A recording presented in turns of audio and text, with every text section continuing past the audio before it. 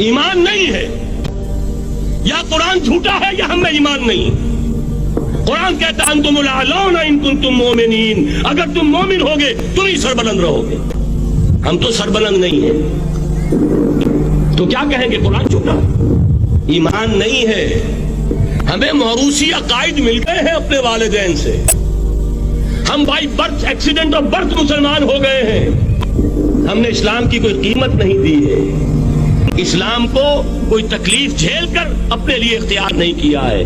پہلا مرحلہ ہے یا ایھا الذین آمنوا آمنوا باللہ ورسولہ والکتاب الذی نزل علی رسولہ، اے ایمان والو ایمان لاؤ۔ ایک درجے میں تو ایمان والے ہو کہ اقرار باللسان کر رہے ہو، آمنت باللہ کما ہوا باسمائہ وصفاتہ وقبلت جمیع احکامہ، اقرار باللسان وتصدیق بالقلب۔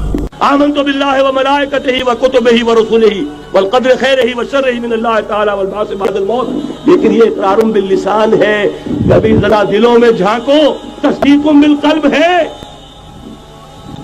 تصدیق بالقلب ہو جائے تو زندگی کا نقشہ بدل جائے گا، سوچ بدل جائے گی، ترجیحات بدل جائیں گی۔ آج زندگی سب سے عزیز ہے، پھر شہادت کی موت اس سے کہیں زیادہ عزیز ہوگی۔